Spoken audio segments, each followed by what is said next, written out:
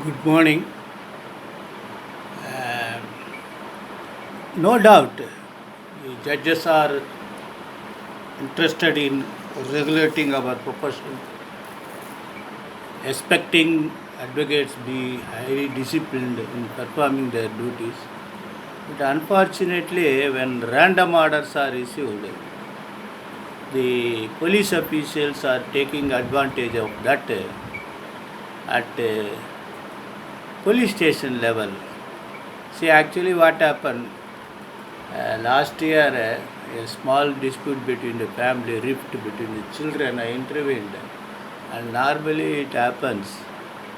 It seems to have complaint from both sides given, and subsequently we made a compromise. But that we do not know what had happened to. And that inspector seems to have registered that complaint in two different affairs and kept pending for 1.5 years. So I don't worry about that. But actually, what happens? Yesterday, a head constable came to my home and wanted to know whether I am here residing or not. What a fun! Then I said I am standing counsel. I am regularly opening my office. I am also visiting police station when required. Then what is need for you to? Despite that fact, he spent a few hours in my office and then again asking what is your name, what is your father's name. Why that they want to harass the advocates for the reasons known to them. So I don't worry about it. And another case, there also it's a case of 324 at the stage of FIR, and thereafter that has been altered to 506 part 2 for the purpose of offence being non-bailable, though there was no allegation of threatening or nothing in the FIR. In that case, a large scale of police constables buzzing into house of an advocate and other court used to creating panic in the society. I do not know why all these are happening. And therefore, the judges, instead of information collection, and the judiciary wanted to know about all those things, all are there. Nowadays, the department itself is having a lot of statistical bureau, but harassing advocate during their uh, continuity in the profession, it's an act of shameful disturbance in performing the lawful duty which was conferred on them constitutionally without fear or favor. I leave the judiciary to decide that. I do not want to pinpoint all those things. If these complaints, I will tolerate because I don't worry about all these petty nuisance. I never expect the police officers also to behave to the standard. Even yesterday, I had a voice call being circulated, wherein inspector himself was misbehaved by the constable on patrol. When his vehicle was stopped, he was wearing helmet. He asked, "Where are you going?" The inspector answered him, "I'm going home." The constable said, "You go home or you go to any prostitute home, but you show your records." This is the behavior of the police constable, and all these things are there. Okay, I will go to the judgment because the judgment is very simple. So I would like to uh, place this judgment, discuss. It's a case of Indula, AR 2020, Supreme Court 2361, which deals with what is joint family, Hindu joint family, and how Indian Evidence Act 106 has to be worked out. So the term issue of Hindu undivided family.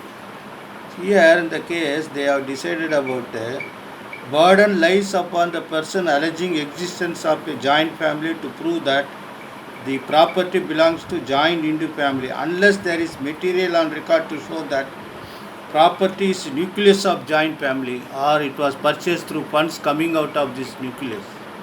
Merely because business is joint would not raise the presumption that there is a joint Hindu family. Therefore, Hindu Succession Act 6 and 8, joint Hindu family.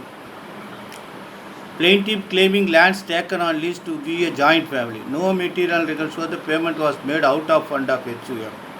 So these things are practically not possible. Therefore, the case was finally rejected on the ground that the plaintiff not able to prove the properties which he want for partition was not that of Hindu undivided family, because the dominant karta when deals with case when it deals with the properties, the other members of the said Hindu family may not have an occasion to resist or object, accept.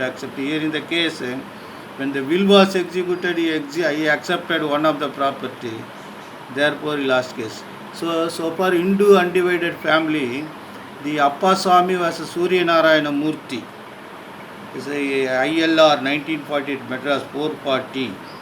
AR 1947 PC Privy Council 189 is the most important judgment which was started during your last study. Therefore, the case seems to be very long facts dealing with a lot of properties, a lot of legal errors are there. Therefore, unless and until you read the entirety of judgment, bare reading may not help you. You have to read you personally so as to understand the Hindu undivided family. HUF. The term HUF always prevailing in North India. There only the business are being carried on by Hindu undivided family. In Tamil Nadu also there are multi number of cases where the goodwill, because of goodwill of the person, like Amma Unavagam, Amma Sapadu, Dosa Corner, Talapakatti Biryani. There, when that particular goodwill founder died, his sons and other legal heirs used to part the property because that was Hindu undivided property, jointly possessed, jointly purchased. And sometimes Karta used to purchase these properties in his personal name, whether that should be thrown on the common pot. Common pot is a term used in Hindu law succession. So kindly go through this judgment, those who are pursuing Hindu succession examination paper or district judge. So the district judge list was eligibility list was published, and there are only 10 posts. I think there are multi number of candidates are appearing for the examination all over Tamil Nadu. I congratulate in advance and also wish you all best wishes so that you can be more ready to. You are still, there are lot of days there, 23 days are there.